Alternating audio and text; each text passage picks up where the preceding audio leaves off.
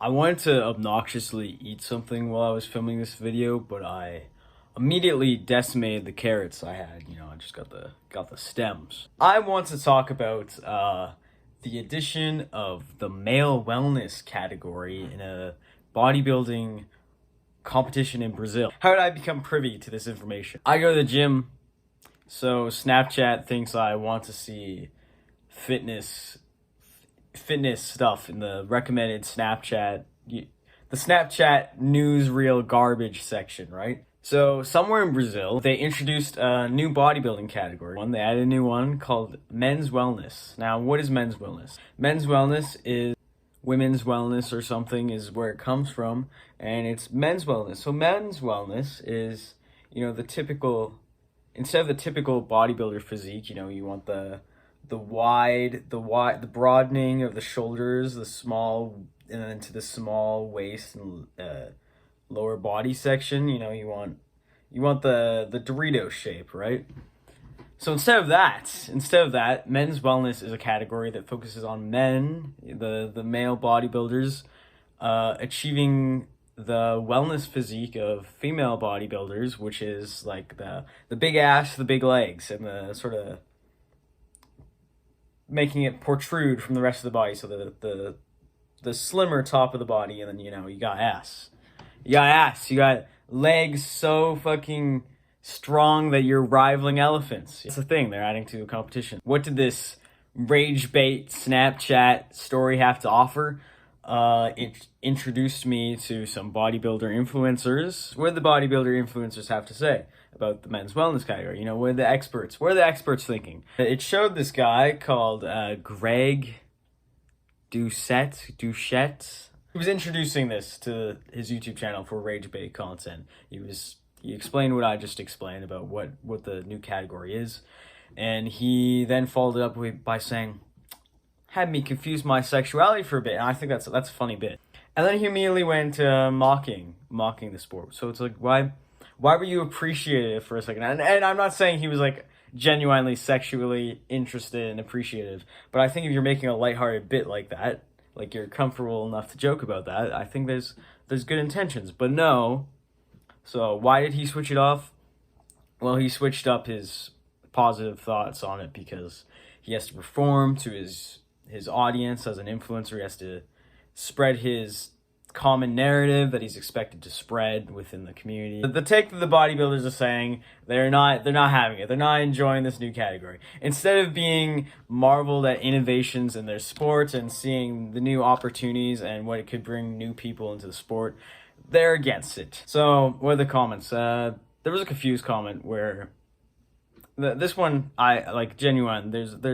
I think this is a reasonable comment. Even if it was meant to be flippant and offensive, he was like, "Is this for trans women? Is this for trans people?" Honestly, that's a valid question. And then he made the flippant comment. Well, if this guy wants to be seen as a woman, why isn't he wearing a bra?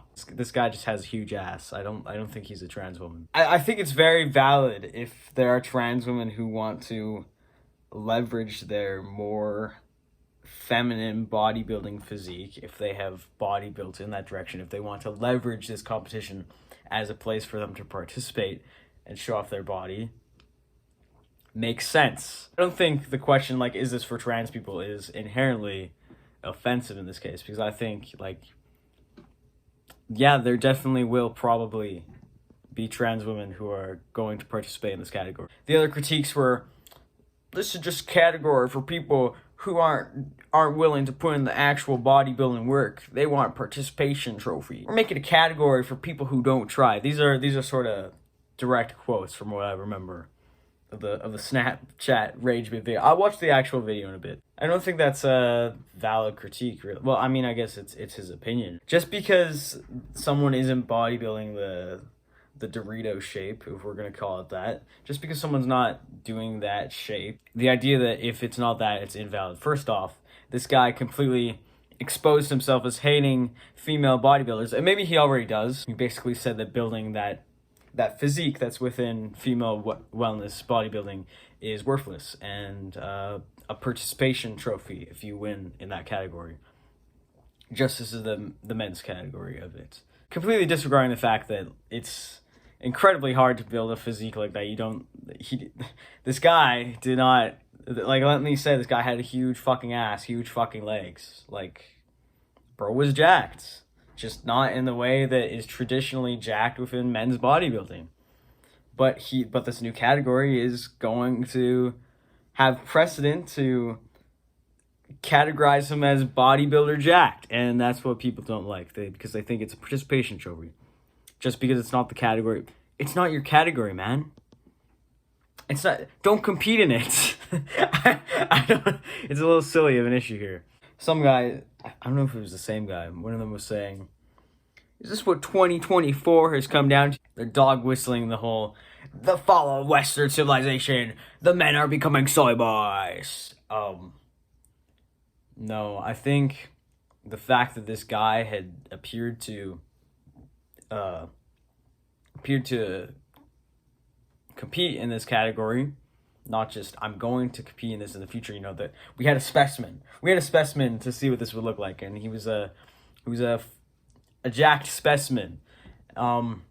So that shows that he's been working on this for many years, and it's not just the fall of Western civilization in recent years due to whatever the fuck. It's a little lame that they're saying it's a worthless category, because what do I think? What do I think? What do I think about men's wellness? What is the point of this video? I think it's really cool. I think it's really cool to add new categories to bodybuilding, because when you think about it, there's like a handful of standard bodybuilding competition areas, and then in certain places they'll have more, like someone's holding a competition, they're holding another type in there. But to add another category, which I assume is done all the time, like I just said, there are other competitions will have other categories for their competition. Just because this place in Brazil decided to add men's wellness doesn't mean we're trying to wokeify the men. If someone is building fucking stump legs, they can compete. Bring more people into bodybuilding. It brings new interest. Like, if someone's not interested in building those other physiques, here's another one. And that doesn't mean if you can't build this physique, build this one. No one's telling you to make your ass huge. It's just, if someone is already predisposed to wanting a huge ass, they now have a competitive place to do it. I think it's good to add more opportunities within a sport. Personally, I skip leg day because I don't want to build my ass like that. But that's okay. Leg day is skipped for that reason, because it's seen as effeminate. When you go to the gym, people who are doing crazy on leg day are women or dudes who are doing crazy deadlifts. But there's always, we all know the random gay twinks who go hard on leg day, and now they have a space within bodybuilding. Builds precedent to do leg day really well. And I guess people don't like that because they don't do leg day. They're insecure. And it's like, I get it. I'm insecure too. I don't want to do leg day because of the same reason you do. You don't. I think it's really additionally impressive in the same way that in female bodybuilding, there are people not just doing the wellness category, but there is women who are trying to also build that Dorito physique, which is, in contrast to male bodybuilding, where that's the sort of expected bodybuilding physique, because that's sort of the ideal male body usually throughout history, and usually this is lent to biology and like broad shoulders and everything. But in the case of women's bodybuilding, they are, instead of just doing the female wellness category and sort of focusing on muscle groups that they may be more predisposed to gaining muscle upon, they've taken it upon themselves to build a physique that is, they're at a disadvantage for building, and it's really impressive when they do that. That's why it's really impressive in these female bodybuilding competitions. It's an extra level of impressiveness. So similarly, in this male wellness category, I'm pretty sure, it's a little easier for us to understand how the male physique, the male bodybuilding physique is harder for females because of the broad shoulder thing. But I think there is evidence about sort of women building more sort of thigh calf muscles due to the way that they have to carry weight on their body. They're more predisposed to gaining muscle in those areas. So it makes sense for female wellness category to exist, because those areas are easier for them to gain muscle, and also so that becomes the whole thing. That's why women are in the gym doing billions of squats and like squatting crazy weights, because that's not only is that just because, you know, every woman's on Instagram like, I need to get a big ass, but because there's a sort of predisposition to gaining muscle in that area. So the male wellness, it's really impressive that there are dudes trying to gain this muscle that they're not necessarily predisposed to. You know, they're putting in the extra work to gain these muscles in the way that female bodybuilders are putting in the extra work to build that physique like this. So I think we should be impressed. We should be impressed in the way that we're impressed with other bodybuilders. And yeah. Shout out to anyone who's trying to expand sports. I don't think that diversifying sports means that Western civilization is going to crumble. Hot take.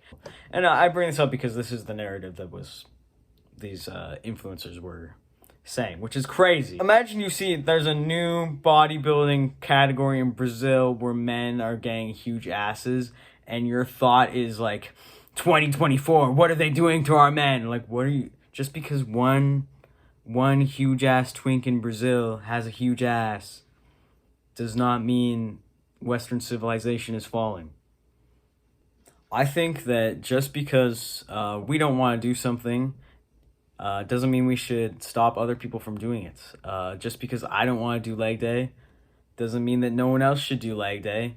And just because Greg Doucette doesn't want to be in the men's wellness category doesn't mean we should stop other people from being in the men's wellness category. That's all my thoughts on the matter on the men's wellness bodybuilding category in that region in Brazil. I support it. Look forward to new innovations in sports and every other community activity in the world. Bye.